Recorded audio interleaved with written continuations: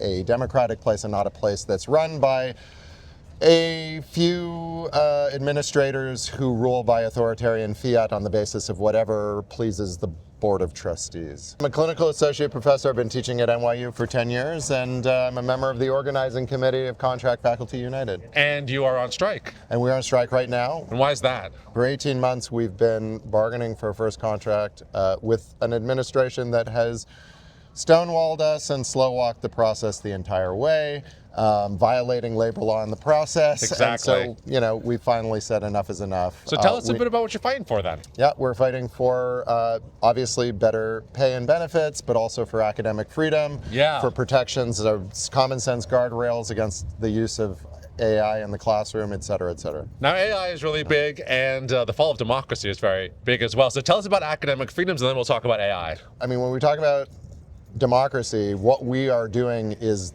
the way that democracy actually works. It's people talking together, right? Organizing one-on-one. Absolutely. Crossing, getting beyond the siloed little programs that we've been shunted into. That's right. And deciding to try to do something to make this university function more on the basis of faculty voices, and we're the ones who interface with our students the most. For sure. So we want this university to be a democratic place and not a place that's run by a few administrators who rule by authoritarian fiat on the basis of whatever pleases the Board of Trustees. Makes perfect sense. I was here earlier in the morning and I said something to the effect of, you're doing the most important job for our democracy right now, which is educating people and ensuring that there's open debate.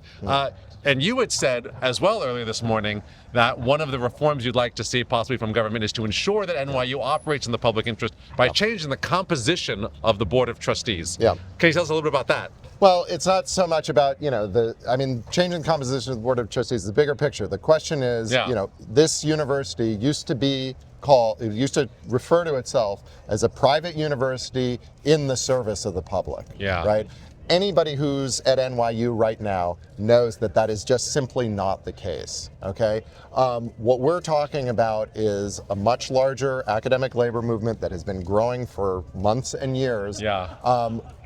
As you probably are aware, both NYU and Columbia get enormous tax exemptions for their enormous property holdings. That's right. We think that those exemptions, which depend upon a nonprofit status, they should be predicated on the fact that these universities are actually serving the public good.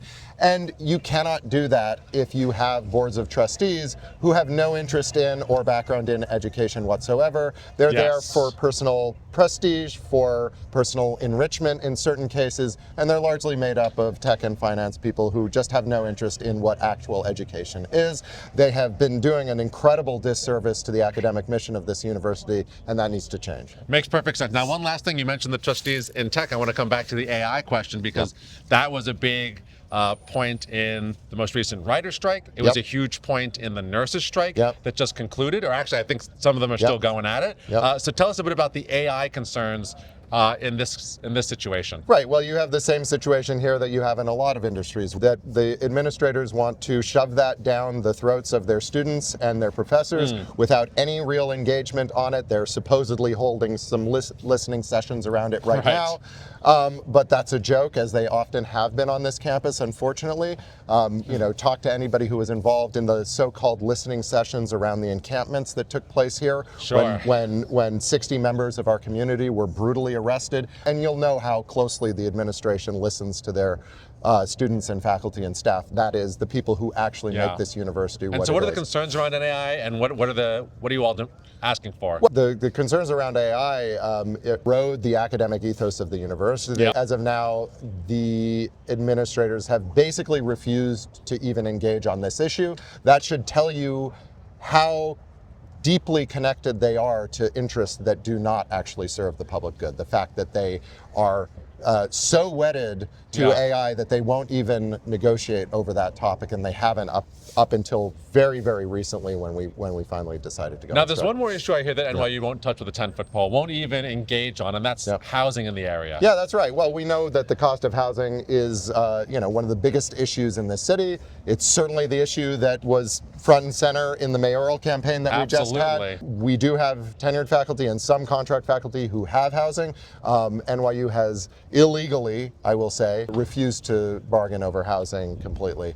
As they say, their true commitment is to their students. We know that professors' living conditions and working conditions are students' learning conditions. And, if folks have to commute from hours and hours away, I have colleagues who live in Poughkeepsie, I have colleagues who live as far away as Philadelphia. Really? Yeah, absolutely. And many who live in New Jersey and, of course, way out in the outer boroughs. So, being able to be close by to the place where you teach is certainly part of what makes, teaching and learning and research possible at this university. If their true commitment is to their students, as they say, then they have to do more for their professors. Speaking of commitment, if folks want to get involved, if they want to help you, if they want to be on side, what can they do? Follow us at CFU UAW, both on Instagram and on Twitter. Drop a link. And come out and get on the picket line. We're going to be, Triangle Shirtwaist Factory Fire Memorial is going to be taking place right on our campus tomorrow. I hope we'll see you there. That's right. And we're going to be at 6 Metro Tech in downtown Brooklyn.